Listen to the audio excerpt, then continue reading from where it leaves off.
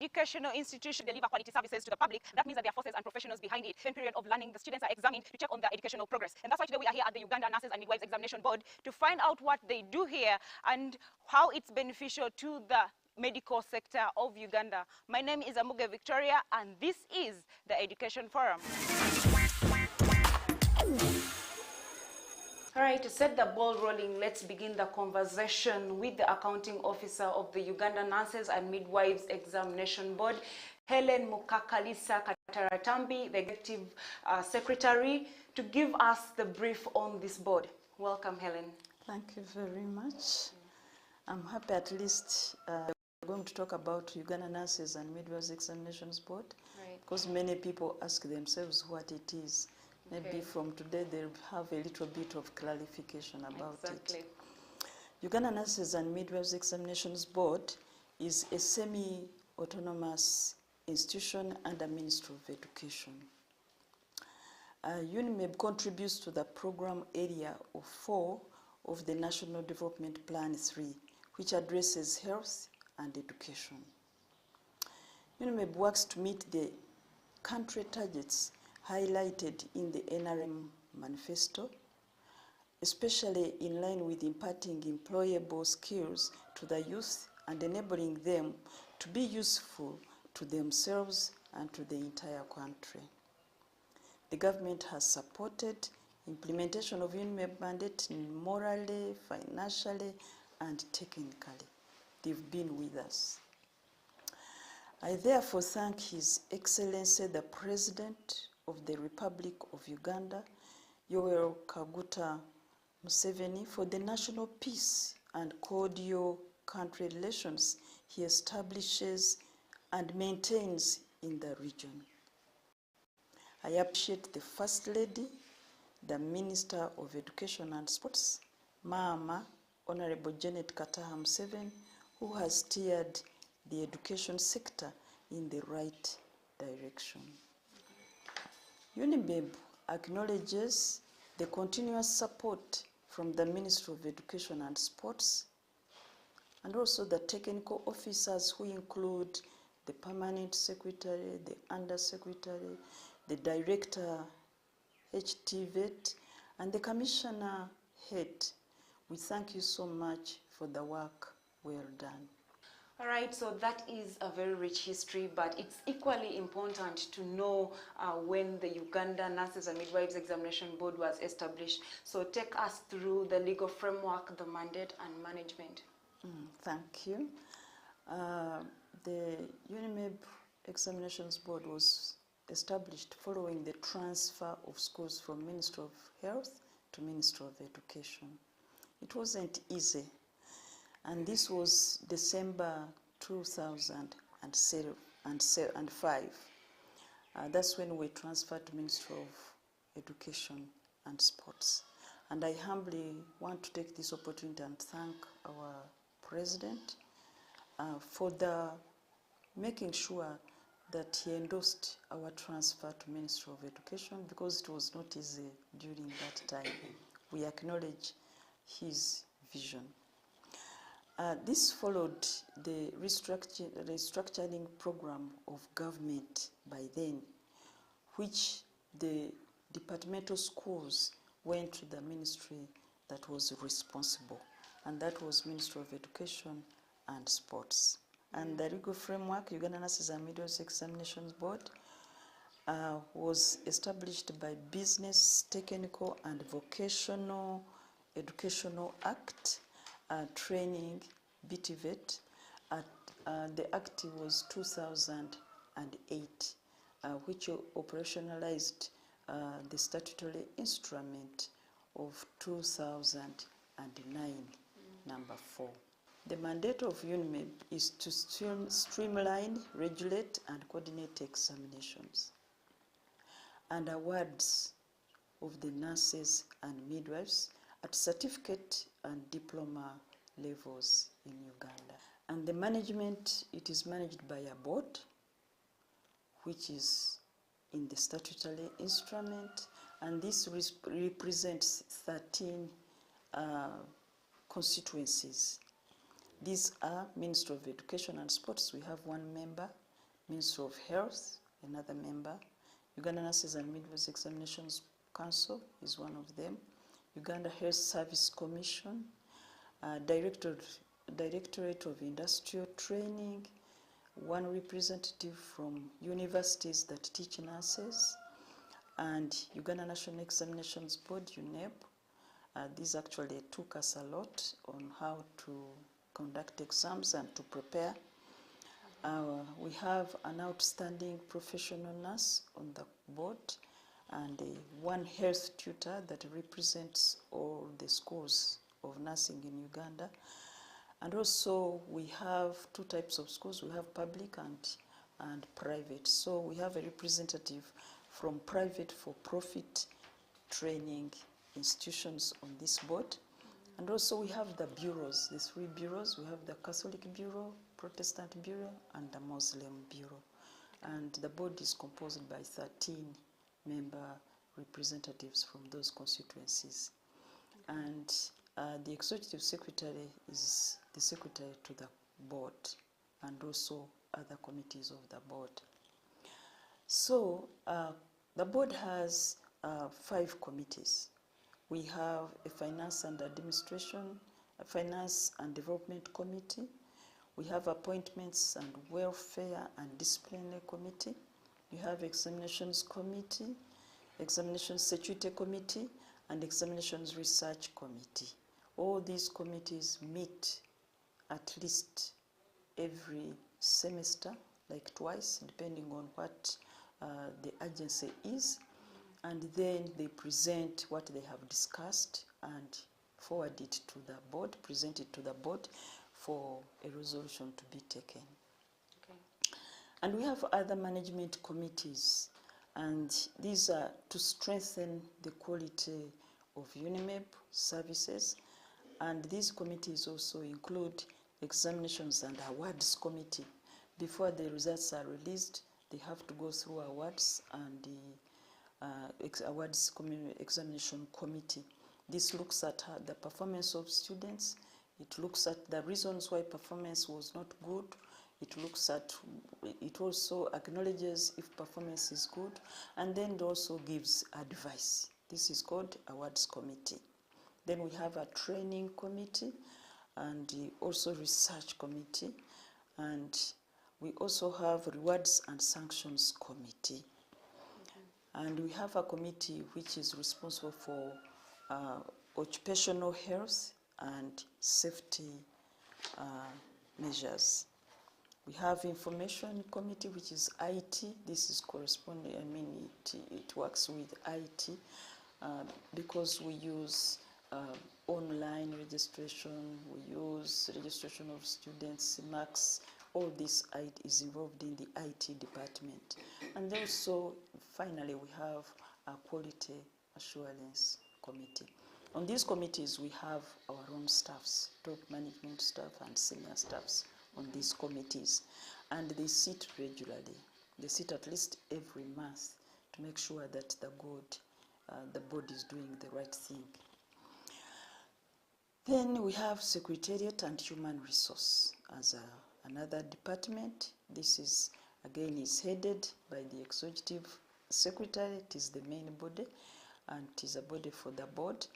And it has a staffing of 82 positions, of which 52 are filled. That is about 63%. Okay. All right, Helen. So I'm very sure as the show progresses, we are going to have more elaboration on some of the information that you have highlighted so far. So take us through the strategy that guides your direction as an examination board. Thank you. UNIMEB has a vision, as you can clearly see it on our UNIMEB logo.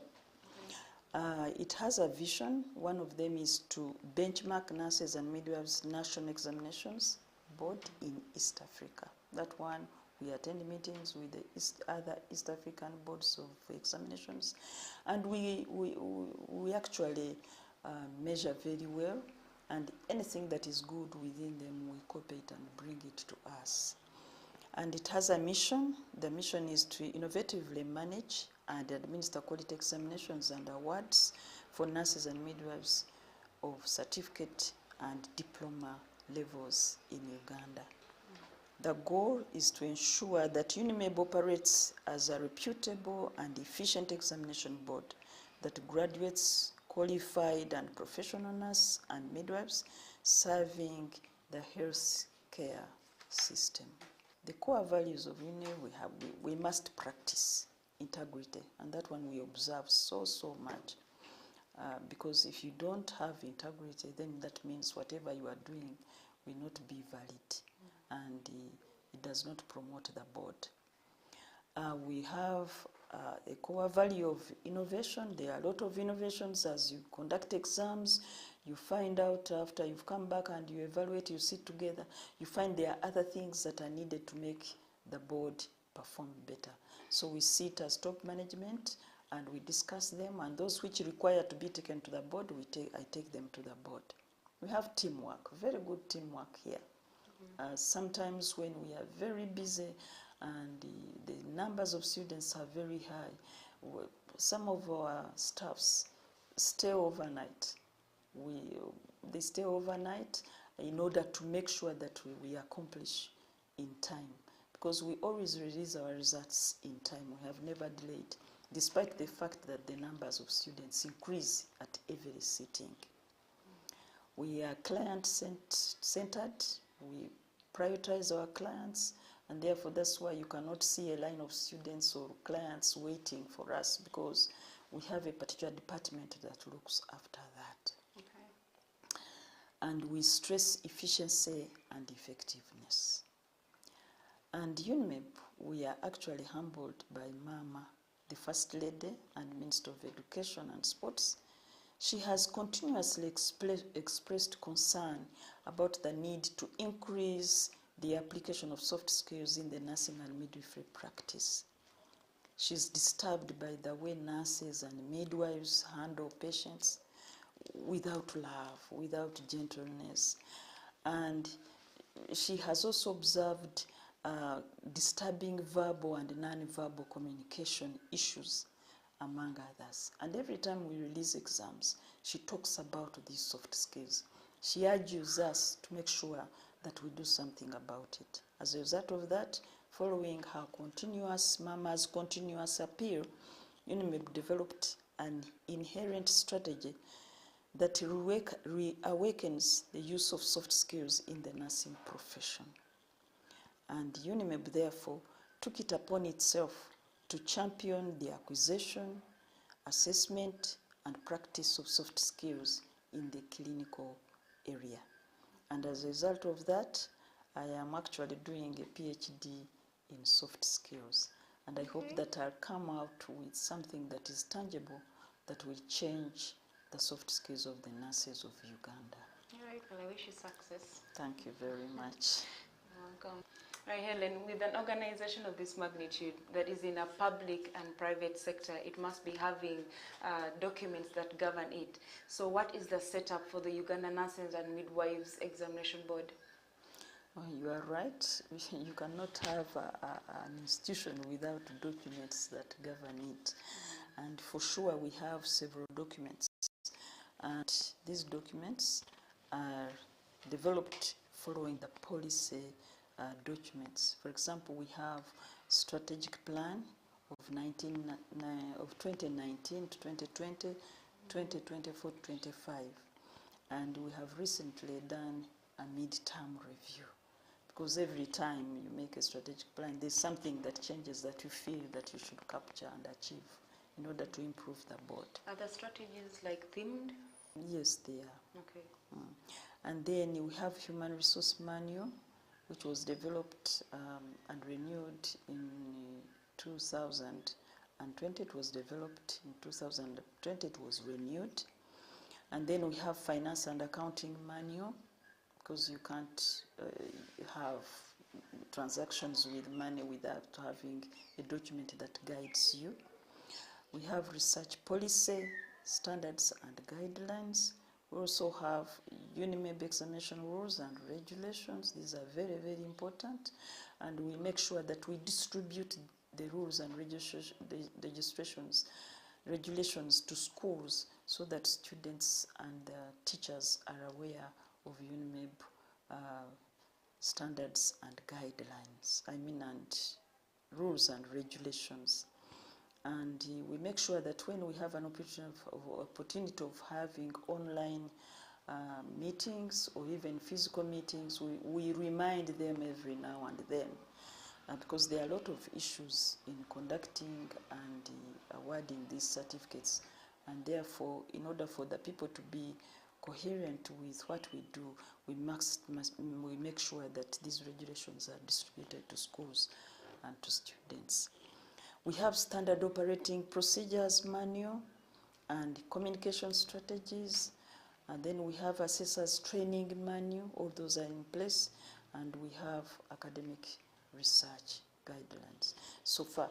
But these documents keep on increasing because every time you conduct an exam, you find that there are some issues, and we normally want something to protect us. That is why we have a lawyer. Actually, I didn't mention about it. That's why we have a lawyer on our board. We cannot conduct anything without a lawyer's endorsement, because we must weigh whether it is going to backfire back on us, and the lawyer is there to guide us. He's one of the members on the board. Okay. All right, well, thank you very much, Helen. Thank you for coming through to the show. It was nice having you. Thank you very much. All right, so Helen has had a lot to tell us, but Helen is not the only person that runs this institution. There are so many professionals there that work hand in hand with her to make sure that this institution is successful. And we are going to meet them, and they're going to tell us more about their roles and elaborate more on the information that Helen has given to us. Do not go anywhere, stay tuned. This is the Education Forum. Okay, like I said before, we're going to have different professionals joining us on the show, and in their specific capacities giving us more information about the Uganda Nurses and Midwives Examination Board. Now, joining me on the show right now is Nasiwa Juliet Tresije, who is the Acting Executive Secretary and Examination Officer in charge of test item development. Welcome to the show. Thank you, Victoria. All right. My name once again is Nasiwa Juliet Twesije, and I'm the Acting Deputy Executive Secretary, heading the Examination Department of Uganda Nurses and Midwives Examinations Board. All right, so Juliet, it sounds like your department is one of the key departments here. So what does your department do exactly? Victoria, you are very right. The Examination Department is very key and one of the core departments of the board. The department generally oversees the development and management of examinations for nurses and midwives at certificate and diploma level in Uganda. And we have 11 programs we examine, 7 diploma programs and 4 certificate programs. These include diploma in nursing, midwifery, comprehensive nursing, mental health nursing, advanced diploma in palliative care nursing, and advanced diploma in public health nursing, as well as diploma in pediatrics and child health nursing. Then the certificate courses are certificate in nursing, certificate in midwifery, certificate in mental health nursing, and certificate in comprehensive nursing. As we've been examining since 2006, because the board was established in 2005 and the first examination series was in 2006. And from 2006 to 2017, we used to conduct state final examinations, which are end of course examinations.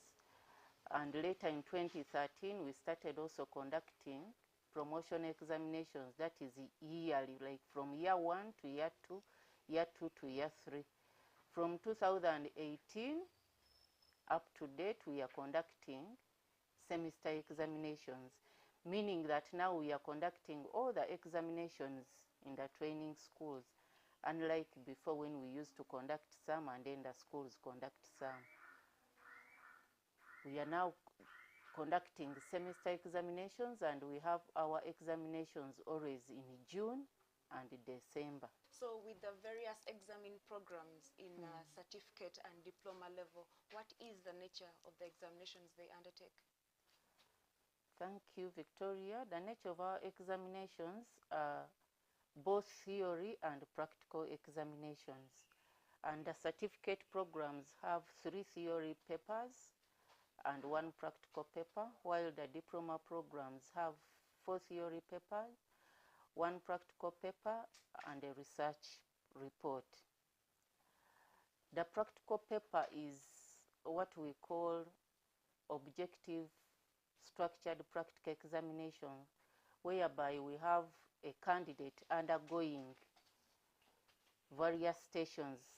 There are usually 5 from station 1 to station 5, and at each station there is an examiner.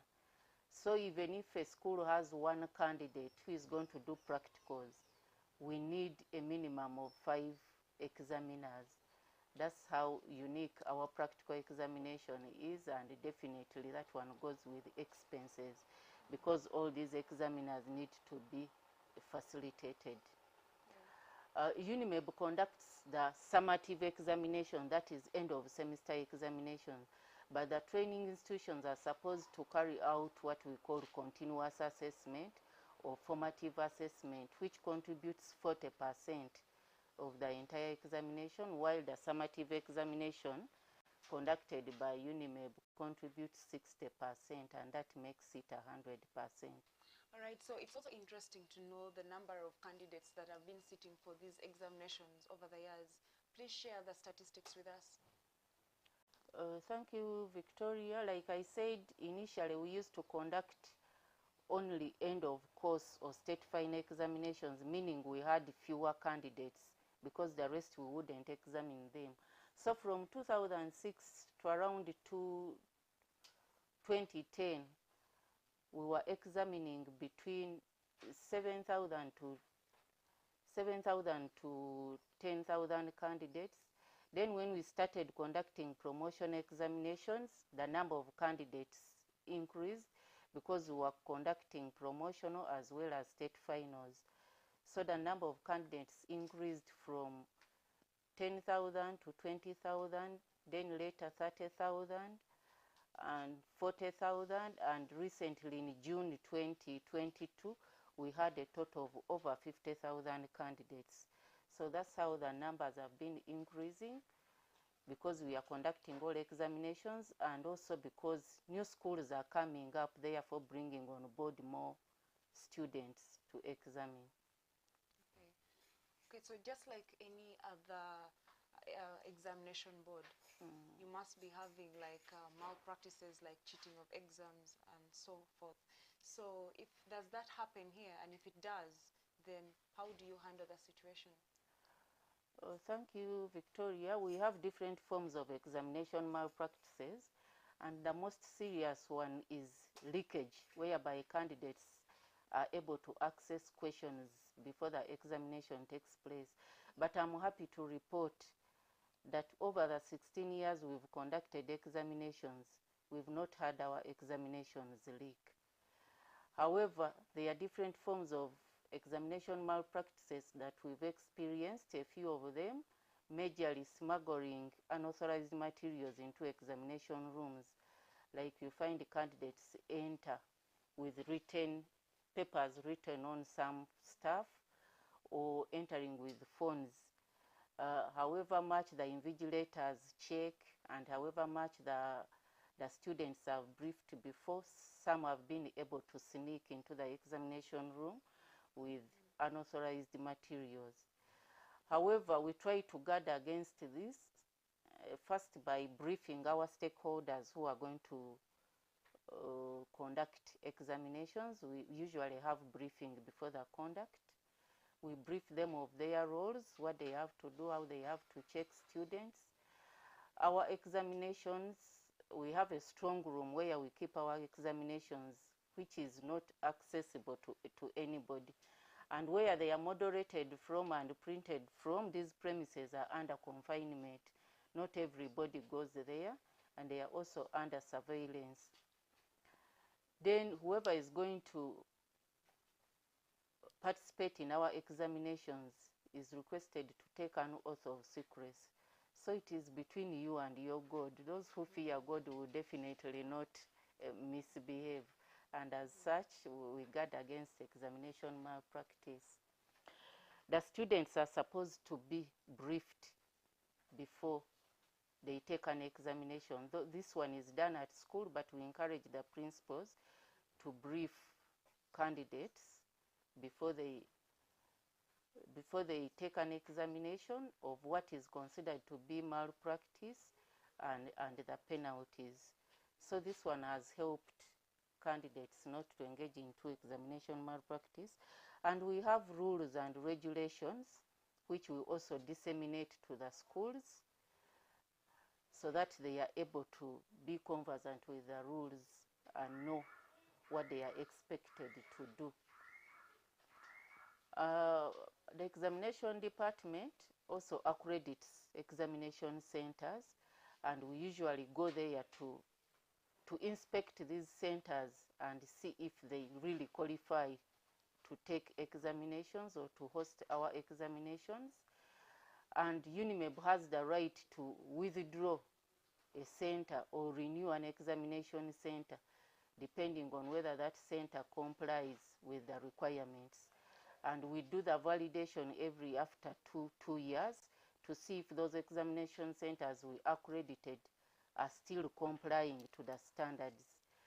And in case there is mass examination malpractice, we are free to withdraw that center and it becomes a center no more.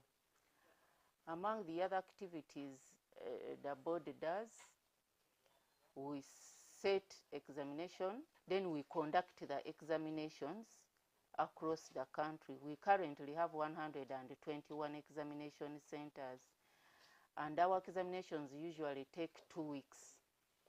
And in those 2 weeks, we use a lot of people to supervise and monitor these examinations under different categories. We have what we call monitors, center supervisors, invigilators. All these supervise our examinations and try to see that they guard against malpractice. And when we take, our examinations are stored at designated police stations.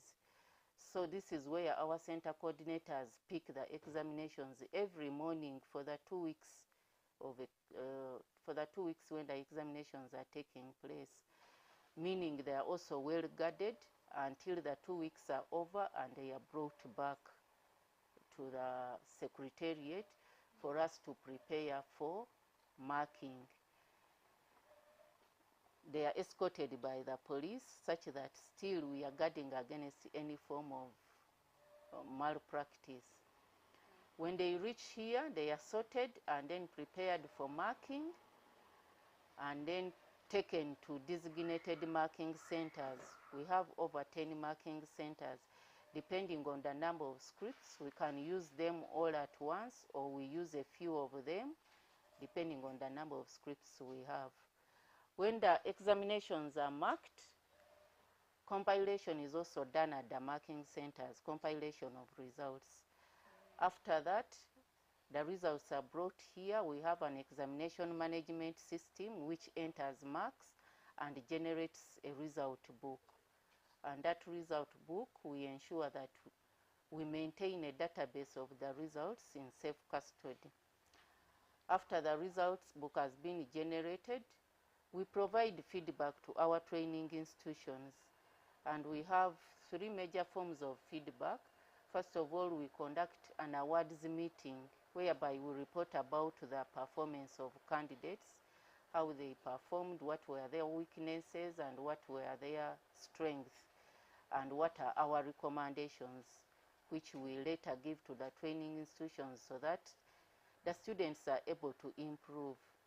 Another form of feedback is the result book, which we send to the Uganda Nurses and Midwives Council, because this is the regulatory body for professional nurses and midwives.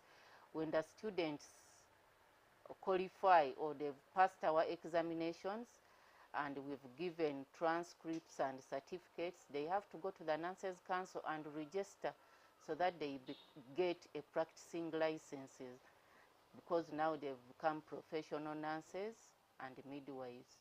We also give feedback on the conduct of examinations. What happened during the conduct? What was the behavior of the students, the examiners? Did they perform their roles as we expected? And then we give feedback, all in a bid to ensure that in subsequent examinations there is improvement and we maintain our quality of examinations and standards.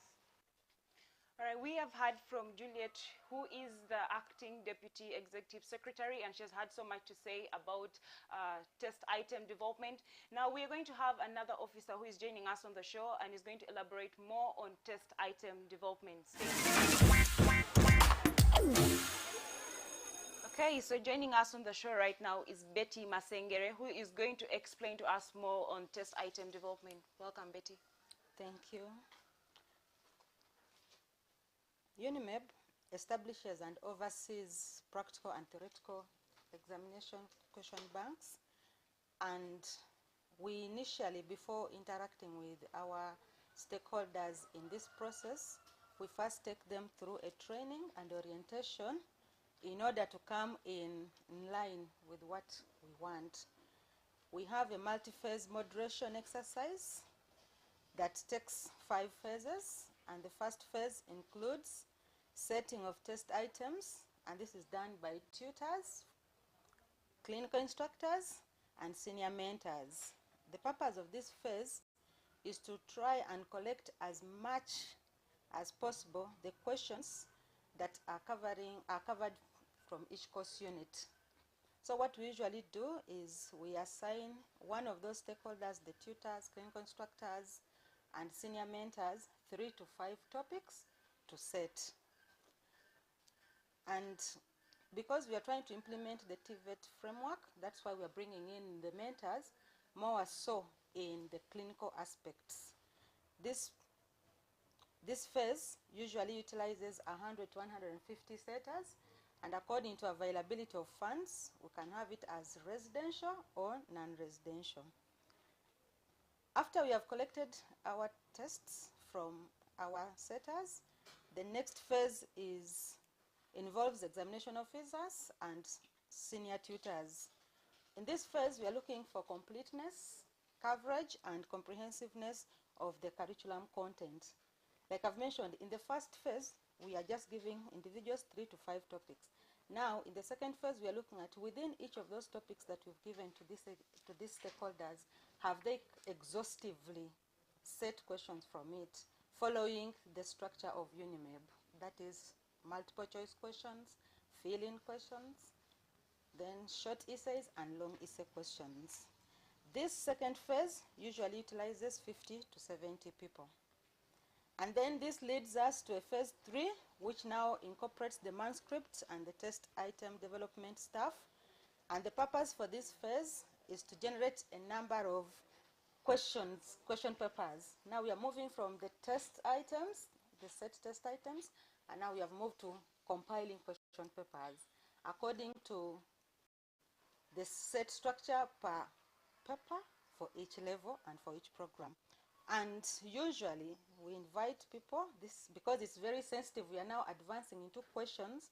It is done under classified conditions. It's a very expensive phase of preparation of the examination, because we must create an environment that enables our moderators to do a good job, but also to ensure security of our examination. And the set questions following a blueprint or specification grid that has been developed in relation to the course units that are covered in each paper. Also following Bloom's taxonomy, because we are not only setting exams for recall, but we're also looking at things such as application, creation, and the rest of them all as students go on into their career. And then we also follow what we call the nursing process, especially for our diploma students, to be able to generate in them not only to assess mastery of competences, including the soft skills, but also to inculcate the culture of critical thinking. This is followed by phase 4, whereby the manuscript and top examination department go through the set questions to do what we call proofreading and editing. At this point, the paper should be good enough to be given out. But because the mandate to choose the question papers to be conducted rests with the executive secretary, it leads us to the 5th phase, whereby the executive secretary selects one of the moderated papers for each of the programs, for each of the semesters, and this leads us to 315 question papers that are selected by the executive secretary in readiness for massive production. And like you've heard, that we have various number of students, like the deputy executive secretary has mentioned, of 53,000. So as we go to the printing, now we enter massive production of the examinations that are going to be taken out to the schools, to the examination centers. Given its sensitivity, printing is also done under classified and protected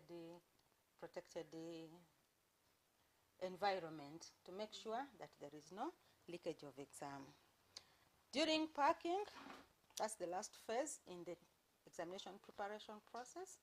Packing is done, and it involves use of the packing list that was generated at registration, meaning that we are only going to pack examinations for students who are registered. If the school did not register their students, then we are not able to produce for them their examination because they did not register for that exam. Should there have been an issue of wrong registration into wrong schedules, for us we are being guided by the packing list, and that's what we are going to pack. It's also another sensitive activity that is done under surveillance, and this activity utilizes close to 70 to 80 people. And so after we have packed, then the examinations are ready for dispatch in line with what the Deputy Executive Secretary was talking about. How do you assure quality as we are working on the examinations? We have rules guiding conduct of examinations. We have research guidelines. But UNIMEP has also developed standard operating procedures for all the steps that the examinations department has shared with you. There are standard operating procedures and quality assurance tools that are followed in each of the steps in the examinations department.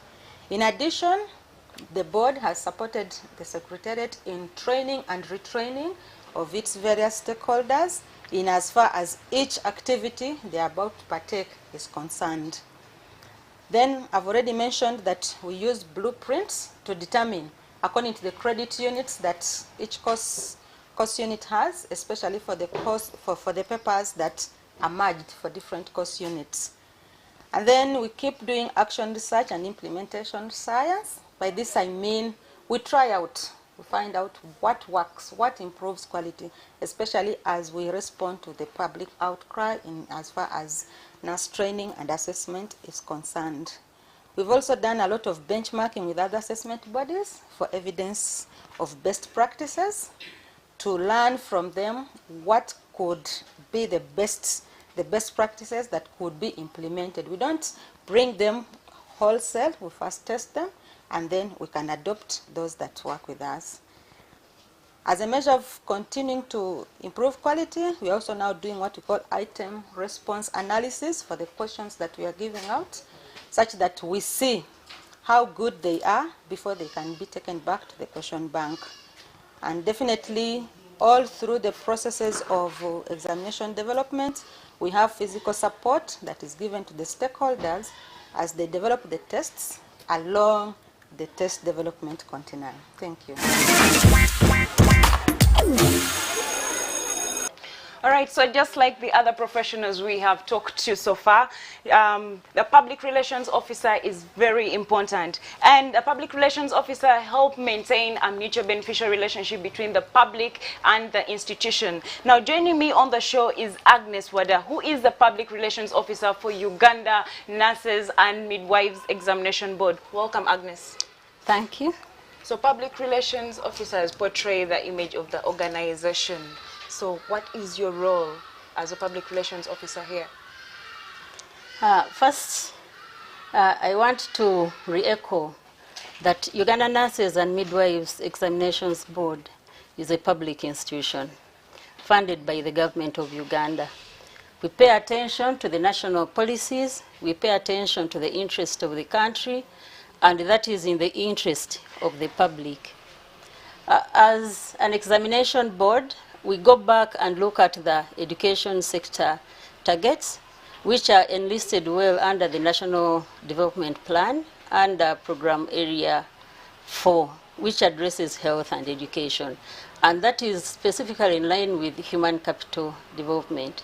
The country is guided under that policy to look at the Skilling Uganda program, where it is availability of employable skills, especially to the youth and those who have not gotten an opportunity to continue the formal education. Uganda Nurses and Midwives Examinations Board is part of the government institutions that implement that strategy. It is also highlighted under the NRM manifesto, where we all know that the NRM government guided the country on the targets that should be achieved. So we work towards the targets set within the NRM manifesto. We look at what the country has put forward as a direction under the National Development Plan 3, and we also make sure that we work within the education sector targets. So we work with the Ministry of Education and Sports to make sure that the strategic plan that is highlighted for a specified period of time is also implemented by UNIMEB, looking specifically at our mandate. As UNIMEB, what I have to highlight is that our major strategy is the stakeholder engagement. On a day-to-day basis, we engage our stakeholders at each level of operation. So our board is well constituted with institutions that are in line with the mandate. And what I have to tell you is that at national level, there is strong working relations between the board and the institutions that are in line with the training and assessment and the practicing of nurses and the midwives. Ministry of Health is also represented on our board. The Director General of Health Services is now the representative of Ministry of Health. But if we come down to the operational level, how we manage our activities, of course guided by the board as already highlighted. In one particular exam, if I'm to reflect on the June 2022 exam, we have a lot of stakeholders that we engage. And by close of the examination, you have engaged towards 5,000 stakeholders. They are in different categories. They are not specifically examiners. Bring on board specialized tutors to set the test items. That is a number. We bring on board the center supervisors who are sent to the different examination centers to man the center. Center supervisors usually come from the training hospitals, and those are from Ministry of Health, the employers of Ministry of Health, because Ministry of Health has a stake and interest in what the examination board does.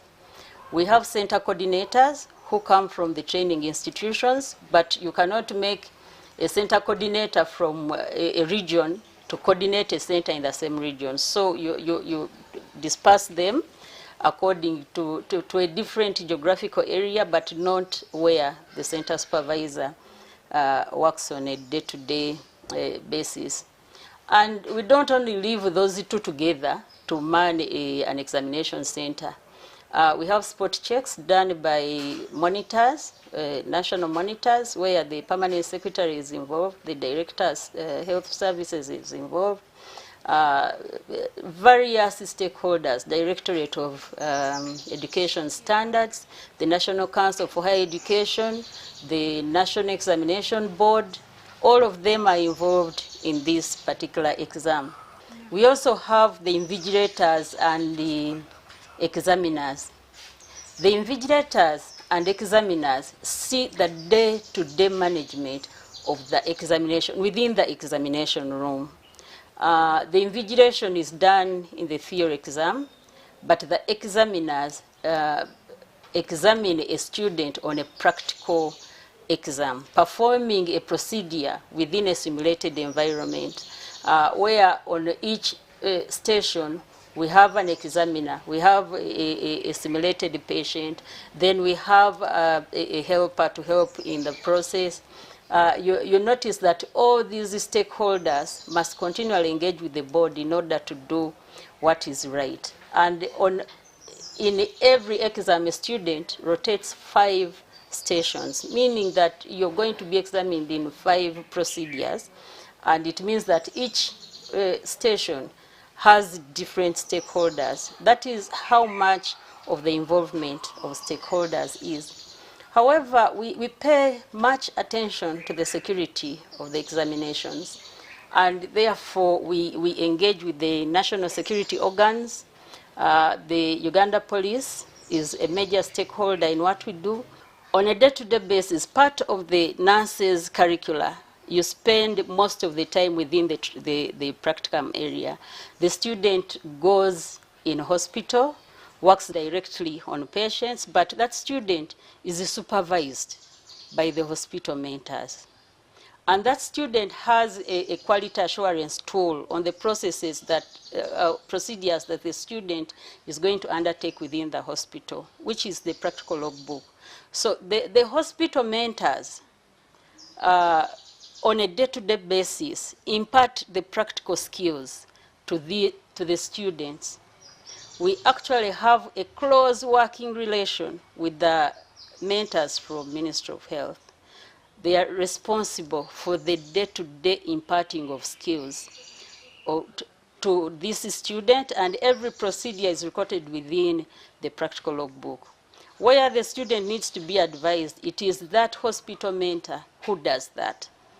Says, you're not ready here, you're not ready there, please go back and practice this area, to which we really commend and acknowledge. All right, so if you're just joining in on the show, we are here at the Uganda Nurses and Midwives Examination Board, and we have had a chance to talk to different professionals in their different capacities, and it's clear that they have a great role to play in the smooth running of this institution. Joining me on the show right now is the Senior Accountant for UNMEB by the name Senkabirwa Semei. Welcome to the show.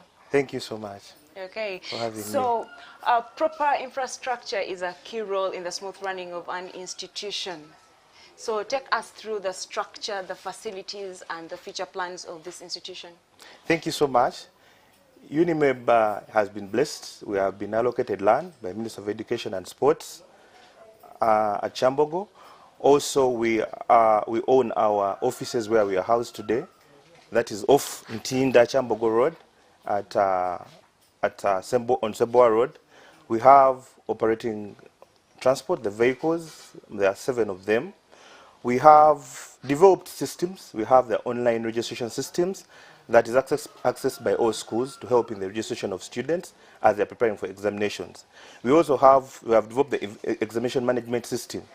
This helps us in the management of the examination cycle, and it also helps us in release of results, as already attested to by my other colleagues. We have also developed an electronic data test bank that helps us for storage of test items. We also have our own printing facilities that is located at a classified facility, and we have so far used it for the last 4 examination series. The series for the December is going to be our 5th, and it has helped us so well. We also have servers that keep our data for both the students and the examination results that keep us running for a period of time. Okay, so in your department, lastly, yes, do you think there is any point that needs some kind of improvement, and what point would that be? we are very, I think we are very comfortable, and I'm very confident we are very comfortable.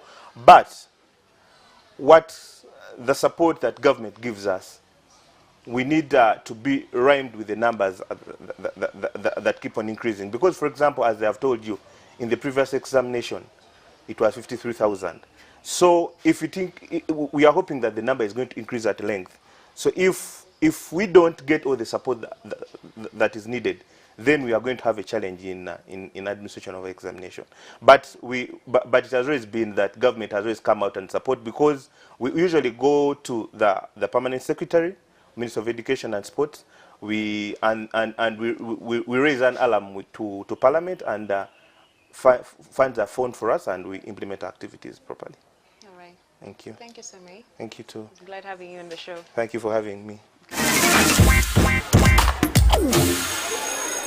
Okay, so we have had so much that the professionals here at the Uganda Nurses and Midwives Examination Board have had to say, but we are having Helen again on the show, who is going to tell us some of the achievements that the Uganda Nurses and Midwives Examination Board has had.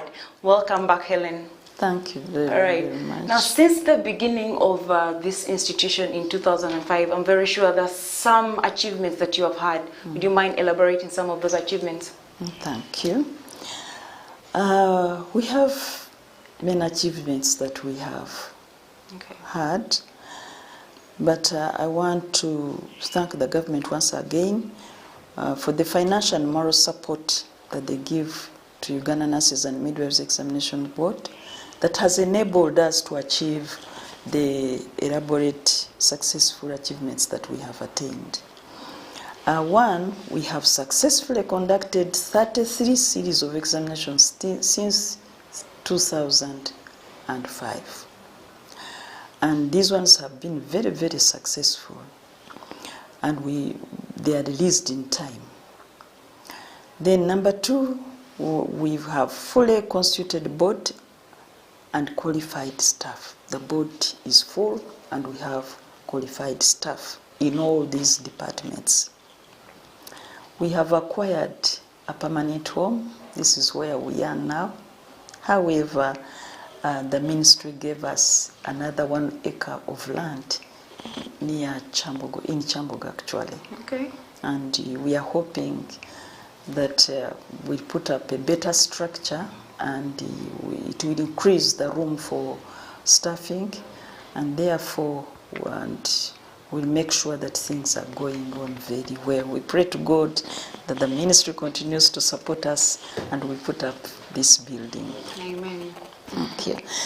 And we have existence and enforcement of management systems governed by the policy documents, like the strategic plan, as I mentioned, human resource, finance and accounting manual, and communication strategy. These are in place. We conduct online registration of students because it was too much for students to register. The teachers would come with a lot of documents and the rest of it. So we made it easy. We had to train the academic tutors to make sure that we train them on how to register students online. And this is going on very well and has eased the work and the expense of students, teachers traveling to and fro. We have an examination management information system in place, and we also use standard operating procedures in all UNIMED processes, and we have operational electronic test item bank, very well set, and is ready in case of leakage. We haven't experienced any leakage, but it helps us to make sure that you don't have to bring the same questions every year you set an exam. So our questions are always new, and therefore we have this bank which is very, very well equipped. We have very good relationships and collaboration with all stakeholders.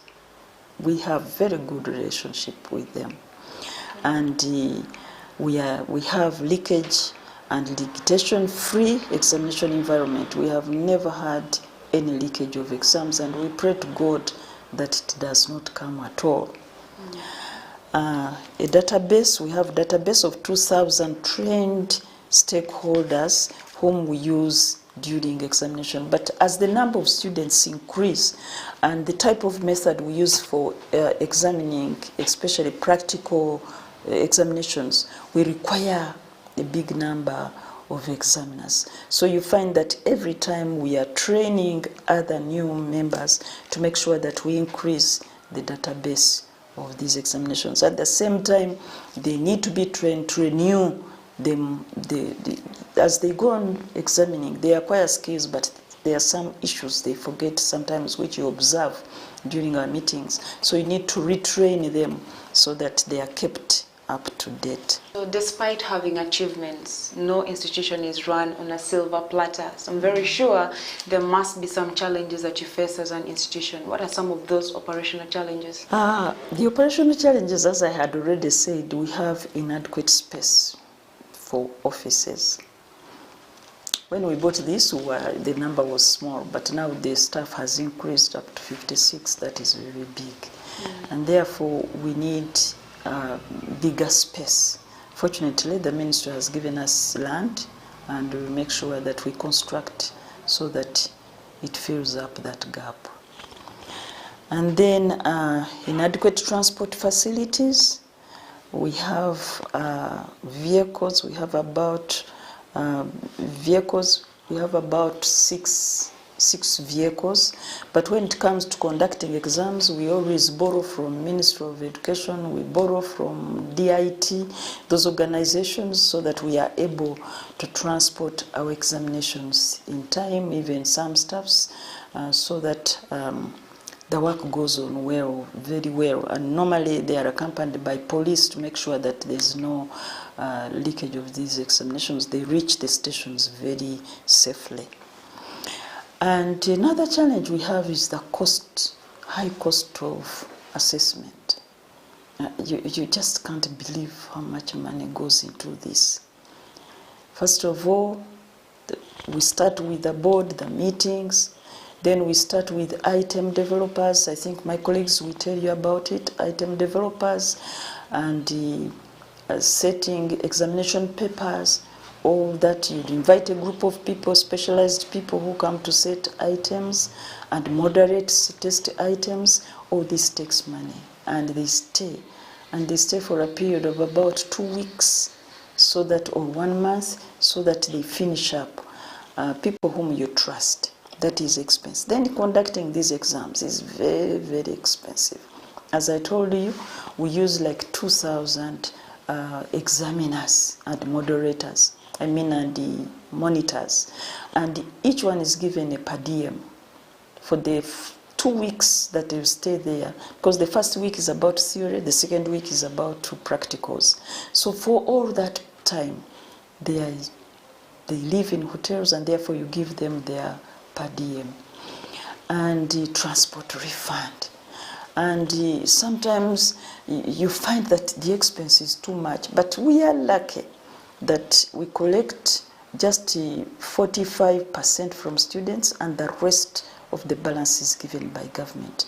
I want to appreciate the efforts of government, because if they were not giving us anything, we would not be able to conduct these exams. I want to really acknowledge the good relationship that we have with the ministry, most especially our Minister Mama. May God bless her abundantly. And then we have high training costs. High training costs when we train our stakeholders about assessment, and these ones of course are high because we have to take them in a hotel, and at the same time they have to have a sitting allowance and so on. And the facilitators who train them, they also take, it's another cost. Then we have a high cost of practicum placement per student charged by the hospitals. And this one, fortunately, we brought it into our interministerial committee, and the interministerial committee, the PS, they alternate. Sometimes it is our chair, our PS means of education chairing, sometimes it is health chairing. But fortunately, when the PS means of health was chairing, there was a need to express that the medical superintendent should sit together and agree on the amount of money to be paid by the schools or by students before, so that we have a uniform fee. Because sometimes they would ask one school, they ask a high amount of money, the other one is not paying, and those one which is not paying is not catered for. And you find that they prioritize those who have paid a lot of money. But we brought it as an observation which was going to affect the students' learning. And I think there is a fee that is going to be agreed that each school that has a student will pay that fee, and it will be very fair. There you are sure that every student is going to be monitored while they are on the ward, and they'll be given equal chances of being exposed to the different procedures and knowledge that they are to acquire. Over the last 16 years, UNIMEB has successfully worked in close and good relationship with Ministry of Education and Sports under evolving leadership. All the achievements have been supported by Government of Uganda and achieved together with Ministry of Education as a key stakeholder. Uganda, we pledge a positive contribution and compliance to all technical and professional standards. UNIMEB commends the NRM government for providing a peaceful environment in the entire country. We appreciate the good leadership of our Mama First Lady and Minister of Education and Sports, Mama Honorable Janet Kataha Museveni, and her technical team for the guidance and support. We thank our Heavenly Father for the good president that we have, because he encourages peace and he loves Ugandans. Yes, we have heard from the different professionals in their different capacities, and they've had a lot of information to share with us. And I hope we have learned so much. We have been educated, because that is what we do on the Education Forum. Remember, the Education Forum is a show that digests the trends and development in the education sector. My name is Amoge Victoria, and that is all we had on the Education Forum today. Until next time, bye-bye.